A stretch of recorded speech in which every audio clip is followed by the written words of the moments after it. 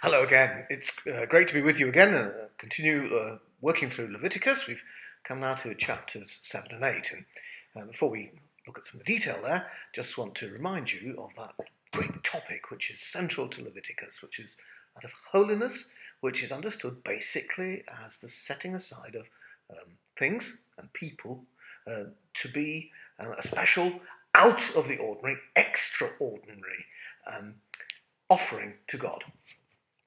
So we are looking at the 7 and 8, as I said, and they seem at first sight to be on different topics. 7 is all about sacrifices. It talks about 3 basic sorts of sacrifice, gives further detail on them. Guilt offerings, sin offerings, and then a third class, which is variously translated as peace offerings, sacrifices of well-being, or sometimes even fellowship offerings. I'm going to call them peace offerings for the moment. But all those other translations are helpful clues to understand what's going on in them. So that's chapter 7. And then chapter 8 introduces what looks like a very new topic. The consecration, the setting aside of Aaron and his sons as priests. This is done in a ceremony which involves washing, clothing, anointing with oil, and then finally a sacrifice which they take part in. So this notion of putting aside people from within Israel to be priests is something that perhaps that we particularly when, like me, nonconformists, find a little tricky. What is this business of priesthood all about? Well, actually the role of priests is to help Israel fulfill its function as a people to be a holy priestly nation.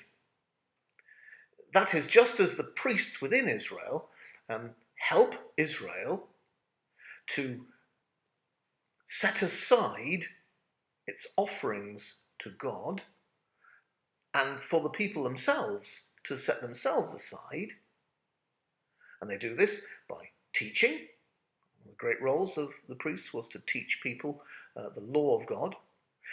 Then by, in the temple, working to receive the offerings that people brought and then help them offer them to God.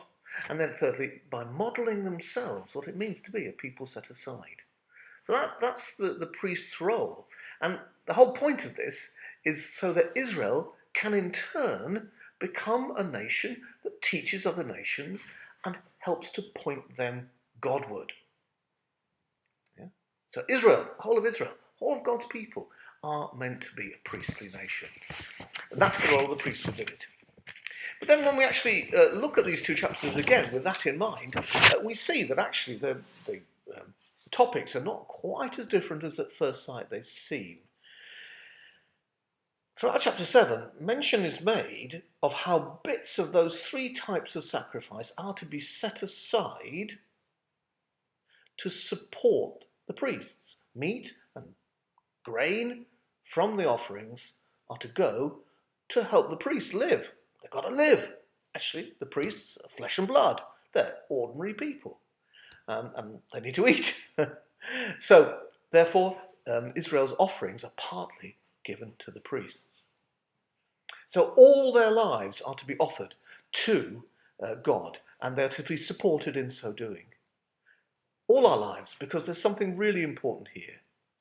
These peace offerings, most of the flesh didn't go to the priests, wasn't burnt on the altars to be offered to God.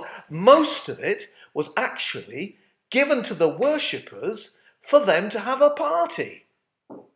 You see, holiness has a strong vertical dimension. It goes up to God, but it also has a horizontal dimension. When we have a party, that's part of our ordinary lives. It can be holy. And when we share things with others, then, as it were, holiness becomes horizontal. Lives of generosity and sharing are pleasing to God, holy to him.